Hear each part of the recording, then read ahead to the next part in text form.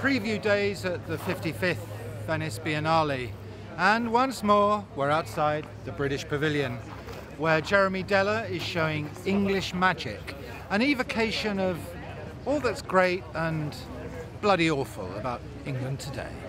The first thing you see when you come in the English Pavilion is a bird of prey, and the hen harrier is a protected species, but not the one that was allegedly shot by Prince Harry, who was up at Sandringham with one of his mates, and a couple of hen harriers sort of disappeared when he was up there, out for a day's shooting. As part of Jeremy's work, the Range Rover, the Chelsea tractor, is in his talons, as though the bird of prey is getting its revenge. The Venice Biennale wouldn't be anything without all the huge yachts that are parked outside. Last time, Roman Abramovich decked Luna, his enormous yacht, very near the Biennale, and it meant that passers-by had to get out of the way. There were armed guards. It was like a man having his cock hanging out, showing what a rich, big asshole I am. And here we have that great champion of English freedom and liberty, William Morris, the Victorian Age's Renaissance man, casting Abramovich's huge phallic symbol into the bathwater of Venice. It's the men who sold the world.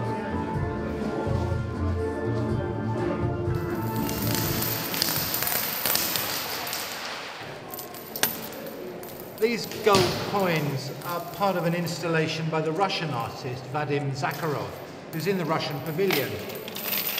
And the coins are swept heavenward to fall like rain, impregnating the goddess Diana. Excuse me, can I come in? No, sorry. But I want to get pregnant. No.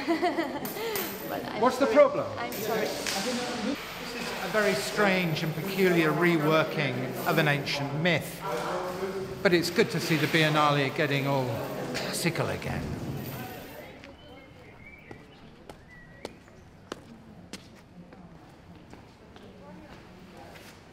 This is a reenactment of Alora and Calzadia's work from the last Venice Biennale. It's called Track and Field. Track and Field. You're completely right. You win 10 points. 10 points. So these performances go on all day, every day throughout the Biennale, and they reenact works that have all taken place at previous Biennales, some even almost 100 years ago. And it's a wonderful evocation of Biennales past and present by two Romanian artists, Alexandra Piric and Manuel Pilmus, who both come from a performance background. But it makes you want to perform your own Biennale, really, in some strange way. All these figures by Pavel Altamer are sort of inside out, really, aren't they? They all look flayed. I think they're completely horrible, personally. This is what happened when Anthony Gormley takes his clothes off. We're in the Arsenale, which is part of the ancient docks of Venice, from when Venice was an empire.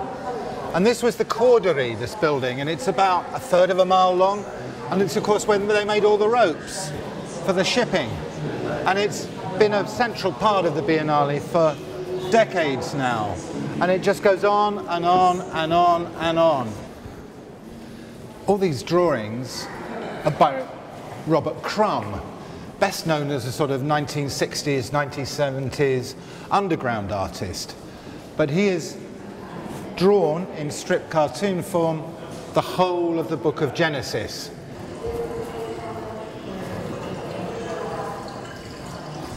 We are inside the mind of Matt Mullican, an American artist who makes most of his work when he's under hypnosis. And he just draws endlessly, endlessly, endlessly.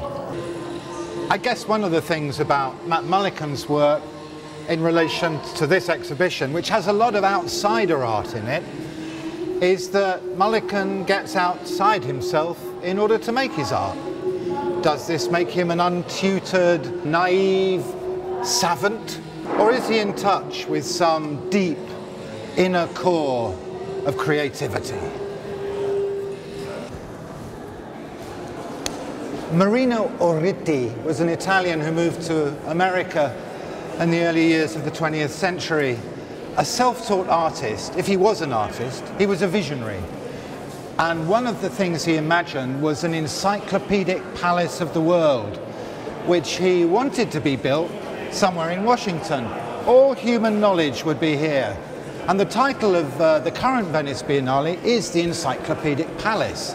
And it's full of stuff, but not as full as Orriti's original design. It was only ever shown in a storefront and once in a bank.